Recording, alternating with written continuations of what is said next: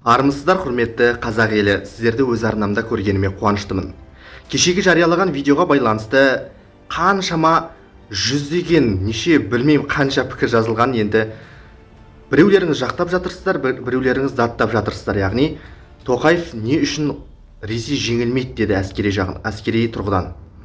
Енді мен айтайын, бірден айтып айын, осы жерде мен Ресейдің жеңгенін қаламаймын бұл соғыста. Жеке азаматтық принципім, позициям осындай.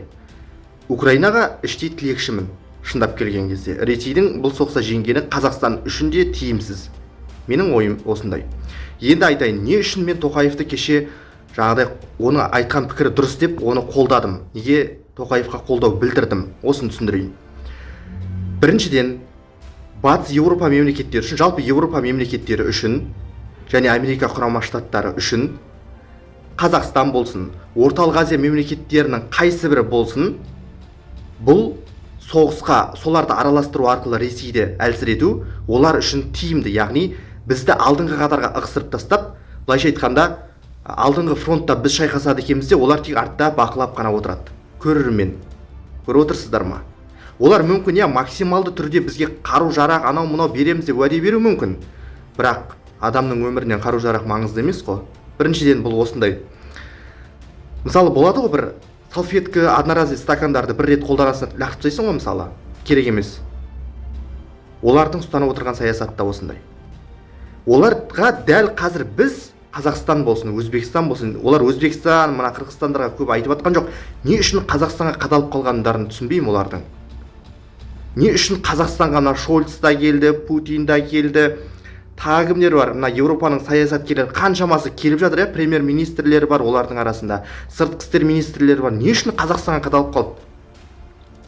Олардың бар көздеген мақсаты әңгіменің ашығын айту керек. Олар біз арқылы Ресейді әлсірету керек, біріншіден.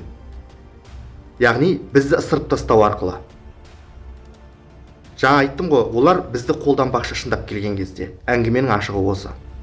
Демократия, оларда демократия бар, адам өмірі керемет. Ол жағынан мен ешқандай әңгіме айтпаймын. Қазақстан оның қасында адам өмірінің сапасы жағынан, басқа жағынан әлдеқайда кейін қалып қояды. Оны мен де, сіз де жақсы білесіз. Оны бір дәлелдеп жатудың ешқандай қажеті жоқ бұл жерде. Бірақ біз арқылы Ресейді әлсіреткісі келетіні анық. Соңғы крайний болып қалатын біз боламыз ол кезде. Олар тек қару-жарақ беріп қана отырады. Украина қалай істеп отыр, қазір бізге де солай істейді. Егер біз араласатын болсақ. Яғни бір рет қана қолданып тастау. Өйткені тарихтан ондаған мысалды келтіруге болады. Осман империясы қалай ыдырады, Ресейге айдап салу арқылы Франция мен Англияның сыртқы істер министрлері, саясаткерлері, министрлер кабинеті Осман империясы мен түріктердің арасында қанша соғыс болды? 6 рет па русско-турецкий война, 7 рет па, неше рет болды, 8 рет па, қанша рет, нақты санын ұмытып қалып отырмын. Қайсысында да айдап салып отырды ғой. Сол арқылы Ресейді де әлсіретті, Османдарды да әлсіретті. Ақыр аяғында Османдар шыдай алмай жойылды, империя ыдырады. Мұстафа Кемал Ататүріктің әйтеуір алысып жүріп Түркияны сақтап қала алды. Оның өзінде қаншама Антанта елдері болсын, басқа елдер, Грекияның өзі басып кірді Түркияға. Кезінде үш құрлыққа билік жүргізген Османдардың сондай халге жеткенін білесіздер. Жарайды, Ресейді Османдардың қолмен әлсіретті. Біресе поляктарды деді. Поляктарды қаншама рет бөліп алды. Айналып келген кезде просто жай ғана, былайша айтқан қазақша айтайықшы, жай ғана олар бізді алдыңғы қатарға ығыстырып тастап, өздері артында бақылап отыру. Енді екінші себебін айтайын. Бұл бірінші себеп болды ғой жаңа. Екінші себеп мынау. Біздің дәл қазіргі армия, дәл қазіргі әскеріміз және әскери технологиямыз, техникамыз мүлде жетпейді.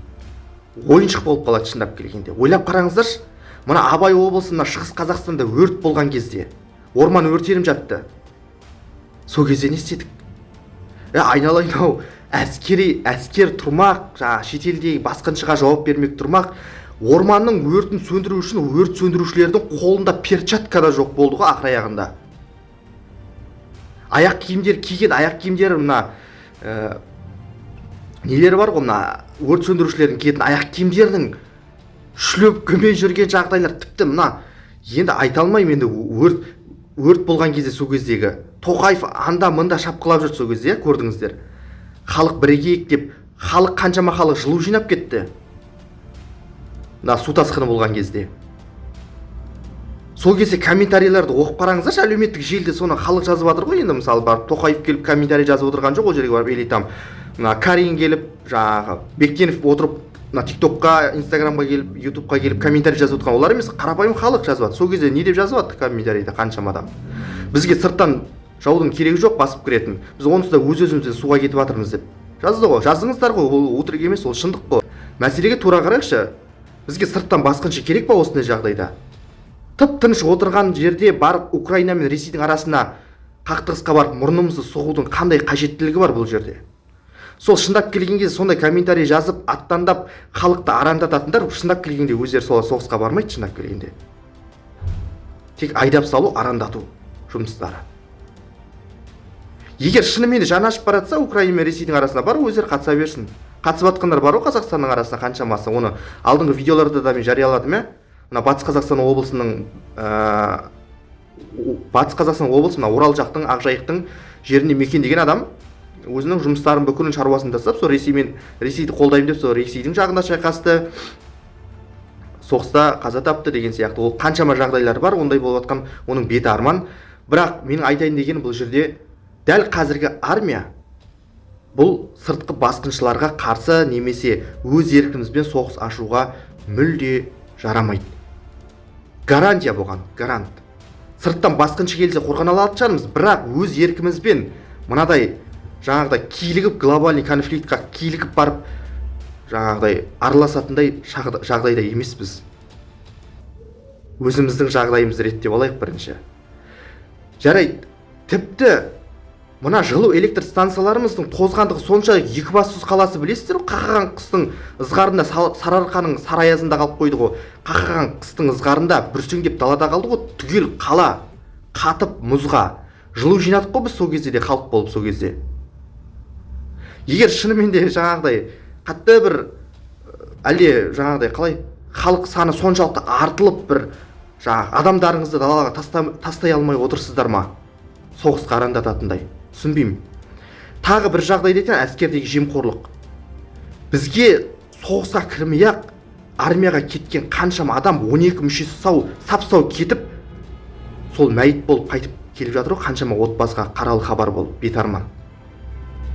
Қаншама әлімжеттік армиядағы жемқорлық 30 жыл бойы Назарбаевтың кезіндегі жемқорлықтың зардабын бүгін қаншама халық тартып отыр ғой. Соны қалай түсінбейсіздер? Армиядағы әлімжеттіктің өзі жетіп жатыр ғой біздегі жемқорлықтың қандай екенін көрсету үшін. Сап-сау кеткен бала өліп оралып жатыр қаншама отбасына. Бұл оңай ма отбасылар үшін? Сіздер соғыс айтасыздар. Ана лепіріп отырып комментарий жазатындар болады. Мен ондайларға көбінесе мән де бермеймін былай шындап келген кезде. Бірақ кейбір кезде жаңағыдай ашуыңды келтіреді да ондай нәрселер.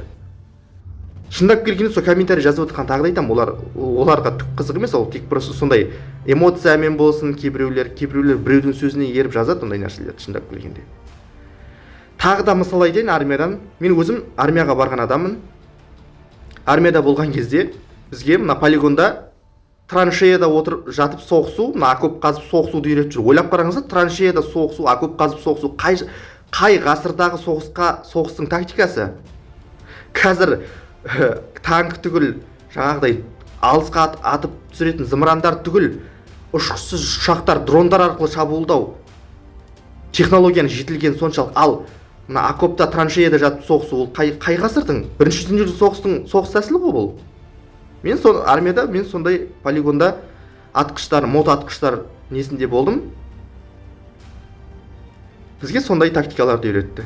Ойлай беріңіздер, енді жалпы былай армиядағы жағдайды, болып жатқан жемқорлық, қарапайымнан қарапайым жаңағыдай жылу электр станциясына ие бола алмай жатырмыз, су тасқыны, ормандағы өрт болсын, айналып келген кезде мұның барлығы нені көрсетеді?